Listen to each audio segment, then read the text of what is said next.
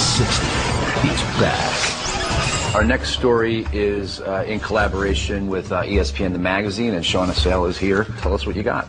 And this may not sound like a sports story, but just bear with me. It's got international intrigue. It's got the largest manhunt ever held in Britain.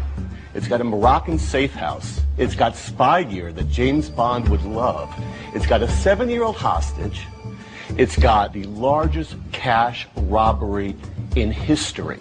If you take the Brinks heist, the Great Trade Robbery, all of the biggest crimes, and throw them together, I'm not sure they're as big as this is to Britain.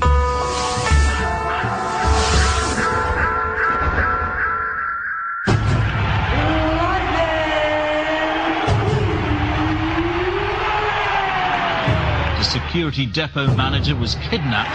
It's ironic that his nickname's Lightning because for promoters, this man is lightning in a bottle.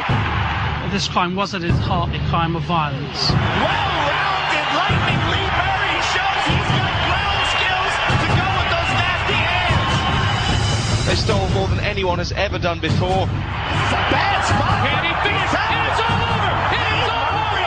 Lee Murray by submission. Whoa! I've been an underdog for as long as I can know, but I like being an underdog because my last 2 fights I've won by knockout.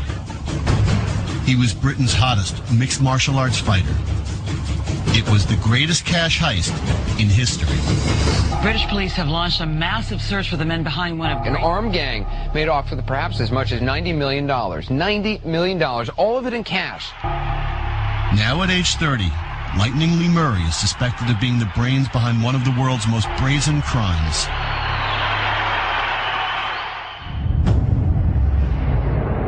February 21st, 2006, 7 p.m. A quiet road 45 miles southeast of London. The manager of a Securitas cash warehouse is pulled over while driving home from work. He took it to be an unmarked police car. 2 men in it in police uniform, yellow reflective jackets and caps. They told him that he'd been speeding. They asked him to come and sit in their vehicle in the back. He had been threatened with an automatic pistol and told that he'd be shot if he didn't comply with the instructions he was given. His feet were tied together, hands already cuffed, and he's then had tape placed across his eyes. 8:40 p.m. 25 miles away, the manager's wife and son are at home. There's a knock at the door. The police, or bogus police, again appeared there. They informed her that her husband had been involved in a road accident, seriously injured. She was then taken to the police car. At that point, I think she realised and let out a scream. But it was too late. I think one of them pointed a gun at her and told her that she should do what they say. The wife and son are taken to a remote farm.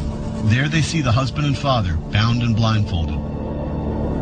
He was told once again that he was to cooperate with the robbers, and he was to remember at all times that his wife and his son would come to harm if he didn't cooperate. Several terrifying hours later, the manager is taken to the Securitas cash warehouse he runs on the outskirts of London. He's forced to help the robbers get inside the high-security facility without sounding alarms. 1:21 a.m. Closed-circuit TV shows the manager entering the warehouse grounds. He is trailed by a robber dressed as a police officer, wearing a fake mustache and beard to disguise his face. 60 seconds later, the manager and one robber are inside. After the night watchman is subdued, the airlock on the large steel door clicks open. 6 thieves pour in. And at that point, the security officer was taken hostage, preventing him from speaking to anybody else.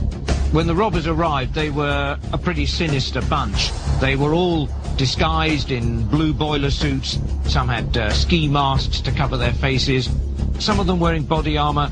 The terrifying thing for the night staff who were on duty there was the fact that these guys were so heavily armed. 1:34 a.m.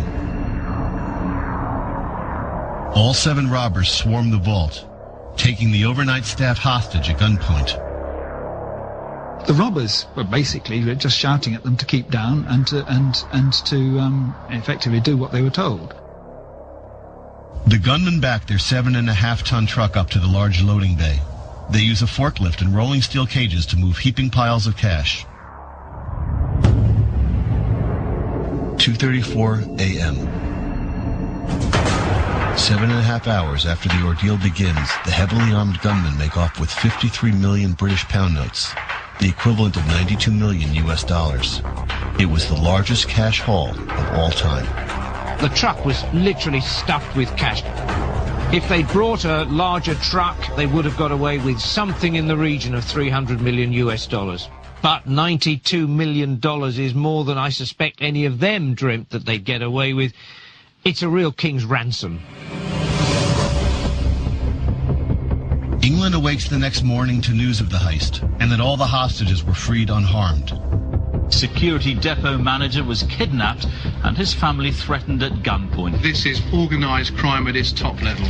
This is planned and executed with military precision. But within hours, the meticulous plan dreamed up, investigators later say, by cage fighter Lee Murray, begins to collapse. In the last few minutes, Kent police have revealed they have recovered a quantity of cash from a van found in a hotel car park. Within days, the vehicles used in the heist and empty cash cages, along with nearly $20 million, are recovered. The case breaks wide open after a makeup artist is arrested. Police find false mustaches and prosthetics used by the robbers in the heist. The discovery of DNA leads to 3 arrests as police begin to zero in on the alleged mastermind. There was some makeup found, a tin of some kind of makeup, I'm not sure what it was, had Lee written on it, Lee M. These are the Barnfield projects of London's South End.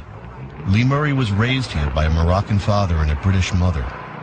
Mark Epstein was a leader of the gang that Murray joined as a young street hood. Later, Murray became one of the gang's leaders. Lee was one of the younger lot, you know, the youngers we call them. He was a feared guy, you know, he's not someone you take lightly at all. I mean, there was plenty of gunplay and, you know, drugs and stuff, you know, he was his own guy, but, you know, it's like that. That's when you start getting to, you know, a certain level, it's a dangerous game you play. Danger and violence followed Murray, leaving him poised to discover a sport that had as few rules as he did. In 2000, Murray had 2 mixed martial arts wins under his belt. The 22-year-old traveled to Bettendorf, Iowa, to meet with legendary trainer Pat Miletich. There, he took his fighting career to the next level. He was physically a very gifted guy, very, very fast, very strong. He would have probably been a world champion. By July 2002, Murray had a 4-1 record. Then Miletich witnessed the fight that put Murray on the map, one that took place outside the ring. Following the UFC's first ever event in London, a brawl left Murray standing toe-to-toe with Tito Ortiz, then the UFC's light heavyweight champion. Tito threw a left hook at him and missed. Lee obviously ducked out of the way, threw a 5-punch combo. Every punch connected perfectly. Bone on bone, just you could hear him, very solid shots. Tito went down. Lee kicked him in the head twice. Even though it was, you know, argued by Tito, the world champ got throttled in an alley by an English MMA fighter, and, you know, stardom was born. Fighting out of London, England,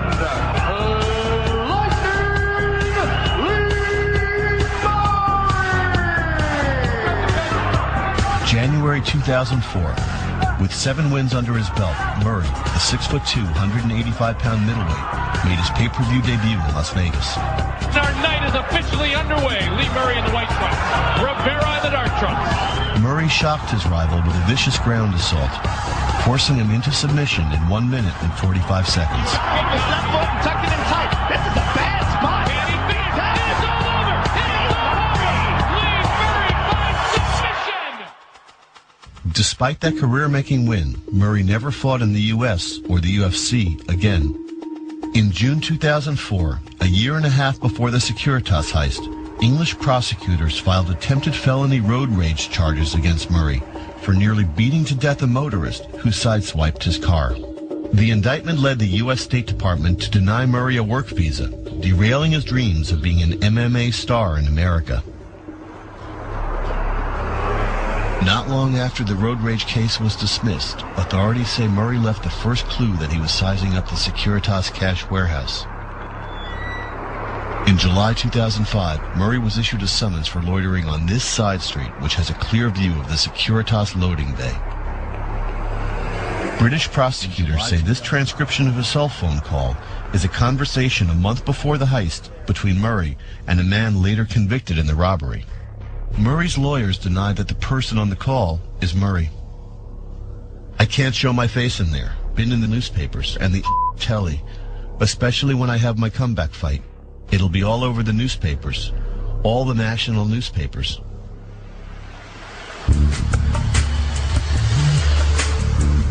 By the time investigators became convinced that Murray was the mastermind, he had fled here, to Morocco, his father's birthplace, and a country that has no extradition treaty with Britain. Once in Morocco, Murray paid $1.5 million in cash for this gated mansion in the capital city of Rabat. The lavish home, now seized, has a life-size mural of Murray's one and only UFC fight, hand-painted on the living room wall. But he didn't enjoy it for long. Moroccan police officers arrested a 26-year-old man, Lee Murray of Sidcup, South London. June 25th, 2006, just 3 months after the heist. After British authorities asked Moroccan officials to monitor Murray, he's busted for cocaine possession and resisting arrest. Murray was sentenced to 8 months. Today, Murray sits in solitary in this Moroccan jail, a caged fighter, while the fight over his extradition back to Britain to face charges for the Securitas heist plays out. But Murray's attorneys claim he is entitled to asylum.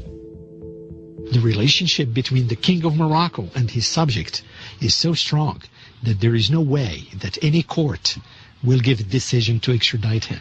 When did Lee become a Moroccan national? As soon as he was born. Anybody whose father is Moroccan is Moroccan. The British say that Lee Murray masterminded the biggest cash haul, the biggest cash crime in British history. I think in the world history. In the world? In the world, yes. Now, according to what he tells me, he says he has nothing to do with this robbery. In January, 5 defendants were found guilty in a British courtroom. They were sentenced to a total of 140 years in prison. With nearly $50 million still missing, and with a second trial slated for the fall, prosecutors would like to see Lee Murray face a British judge and jury.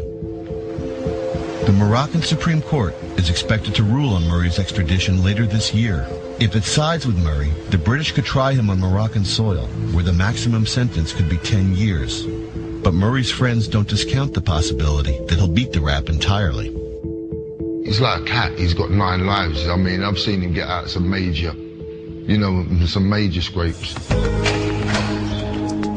More than 2 years after he was jailed, Murray remains in a cramped cell in solitary. He passes time writing letters to friends like Militich. This was the first one. I'm not in the average prison. It takes a real tough guy to get through what I've been through. And I laugh at all the tough guys. Signed, Lee Murray. If all of this stuff is true, he's the baddest of the bad. That's a bad boy. Anybody that's got the guts to go in and go into a money depository that has so much money in it that you can only leave with a certain amount of it because you got no more room in the truck. You got some guts. You got big brass ones.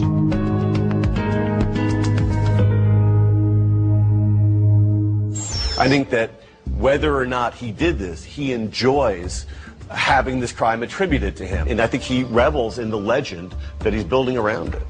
You didn't get a chance to talk to him, and if you did, other than asking him whether he did it and why he did it, what would you want to ask him most? You know, there was a moment in a kebab joint where one of his friends has the cell phone open talking to Lee. And he says, you can ask him one question. And I froze. I couldn't at that moment ask him, did you do it? It just didn't seem right. So I asked, and I don't know where this popped into my head, what's your favorite movie?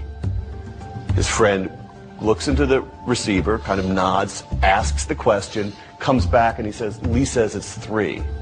Scarface, Gotti, and the bank.